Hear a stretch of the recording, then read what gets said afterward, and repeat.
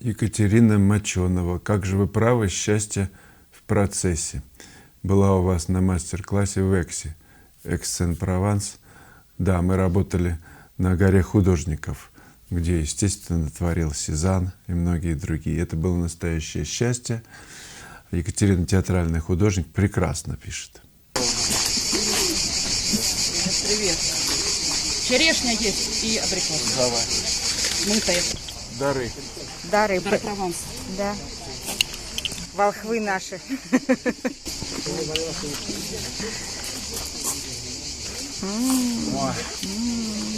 Шарман. Как поцелуй девушки. Ой, да не Она говори. присоединилась всего лишь на один день, и я испытал громадное удовольствие. Мне даже, в общем-то, нечем было помогать, потому что Екатерина тонко видит, чувствует композицию, прекрасное владение цветом, тоном. Это такое чудо, что вы здесь появились. Просто фантастика. Словами не пересказать. Вот лично для меня это чудо абсолютное. Просто вот я открываю Телеграм, а там видео. Слава Короленко в Провансе. У меня сразу такое, опа, ничего себе. Конечно, чтобы почувствовать это счастье, нужен опыт, нужно заниматься, грызть этот гранит науки и не жалеть времени. Потому что сами занятия, ну, если вы любите рисовать или писать, это уже волшебство. Из ничего вы начинаете потихоньку творить настоящую магию. Вы сами включаетесь настолько глубоко в этот процесс, что исчезаете просто. Есть только искусство, только становление, поиск мастерства, стремление к совершенству. И даже если вы нарисовали какую-нибудь вишенку, листочек, это уже красота, это уже создание, это уже включенность в процесс огромного творчества, бесконечности, которая есть любовь, и для этого не нужно читать Библию, это просто нужно прочувствовать, увидеть. Вчера я вновь писал в прямом эфире и благодарен тем, кто пришел на него. Я очень рад, что вам этот формат нравится, я буду его продолжать. Нравится, и я вижу по вашим откликам, что он важен и полезен. Я уже подготовил сегодня новую постановку, и в воскресенье в 15 часов по Москве я жду вас на очередной прямой эфир. Регистрация на сайте, эфир платный, даже можно ко мне в мастерскую приехать и просто участвовать в этом процессе, видеть все живьем. Те, кто решит ко мне приехать, захватите свои работы. Буду давать консультации, будем их смотреть. Айвазян Марине, добрый день, мне очень нравится ваше творчество, спасибо. Сколько стоит ваши занятия, как можно к вам попасть на урок? Меня зовут Марине Айвазян, я тоже рисую, но не профессионально. Давно хочу с вами встретиться, очень нравятся ваши видеоуроки. На сайт зайдите, Марине, разные уроки есть, курсы есть, ну там все написано. Классы, которые я провожу живьем. Ну, пока что у меня нет анонсов на ближайшие. Ну, на сайте будет вся информация по классам.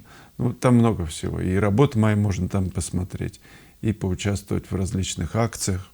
И, кстати, обратите внимание на новогоднее предложение, которое я для вас приготовил. Несколько работ я предлагаю вам купить за полцены. Вы спрашиваете, как будет работать галерея живописи 20 века, где проходит моя персональная выставка в Санкт-Петербурге в праздничные дни. Так вот, 1 и 2 января она не работает, в остальные дни по графику, кроме понедельника и вторника, она работает с 11 до 20 часов. Я выставил 175 работ, и выставка продлится до 15 января.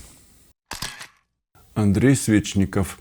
Эксперименты в живописи нужны только художнику, а покупателю нужно, чтобы было красиво. Ну, так всегда было. И еще недорого. И когда есть красивая упаковка, конечно, покупатель с большим удовольствием будет покупать тортик, даже не заглядывая, что там внутри. Красиво, финтифлюшки, аромат. Андрей продолжает, чтобы покупали картины, надо их делать красиво и недорогими. Ну, разные есть, например, автомобили. Есть Жигули, ну типа Лада, да? Есть Мерседес. Тот, кто может позволить себе ездить на Мерседесе, на Жигули, наверное, потом не сядет. Ну, представьте, после Мерседеса, да? Даже если ему будут отдавать бесплатно, он не сядет. Я ездил, у меня были Жигули, разные модели, даже Победа первая была машина. Я, в общем-то, древний человек, хорошо представляю себе, что это такое. Есть разное качество живописи, как ни крути, оно есть. Либо живопись есть высокого качества, либо среднего, либо никакого. И покупатель есть на то качество, которое вообще отсутствует, налетает торопись. Есть среднего, есть изысканные такие, взыскательные вот, покупатели. Мы разные, тем мир прекрасен. Кому-то нужно вот арбузный хрящик или как-то арбузная корочка, а кому-то свиной хрящик. Нет, арбуз просто, не горочка. Геннадий Калинюк очень красиво написал о небрежности. Употреблять такое понятие, как небрежность, не совсем верно. Это виртуозностью называть надо, как в джазе. Импровизация на высшем знании материала основана на запоминании нот и тренированности глаз и рук. Верно было подмечено, ты не боись, сядь и сыграй шедевр, к примеру, о Вивальди «Шторм». Если ты не закончил консерваторию, хреново сбацаешь. А вот профессионал сделает не только точную копию произведения, но и интересную импровизацию своих чувств.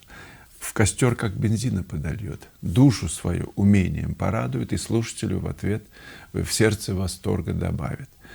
И чем талантливее пианист, тем шикарнее прозвучит мелодия. Так и в живописи легкость написания, виртуозное исполнение композиции и ловкость рук – это не небрежность, а титанический труд, талант и вкус, соединенные и сработанные совместно с виртуозным исполнением, дадут ту самую виртуозность, которая иной раз выглядит в глазах неискушенного зрителя как небрежность. Но вспомните Фешена. Он был за виртуозность. Не то, что за, а это был его лейтмотив, девиз. Это стремление в каждой работе быть виртуозом. Ну, замечательно. Ну, как Паганини, да? Спасибо вам, Геннадий, за чудесную реплику. Живопись, цена самой живописи, вот этим качеством. Виртуозность влечет, манит, и не только меня. И я очень хорошо понимаю тех, кто мучается. Почему мучается? Потому что не получается виртуозно. Потому что есть стремление. Ну, это как это красиво. Но право же, ради этого стоит жить и тратить свое время на это. Потому что ты испытываешь счастье, как художник, как тот, который вот цепляется, там-сям увидит, насмотрится каких-то альбомов, видит, как кругом все развиваются, как красиво творят, так же хочется. Ну вот и собираются в нашу палату те, для кого это важно.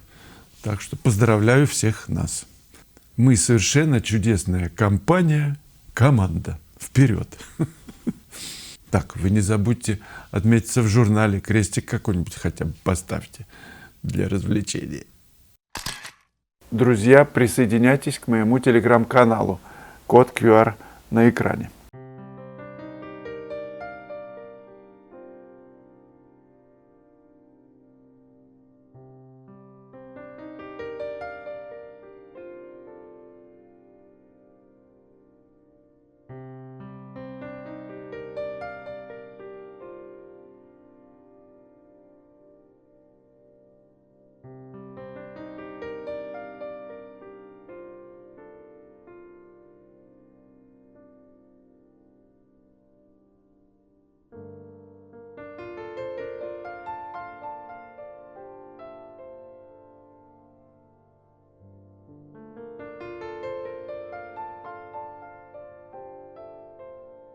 Друзья, еще одно кино на подходе. Можно прямо сейчас посмотреть. Там тоже надо крестик поставить. Называется кино «620. Научиться классно рисовать». Пока, ребята.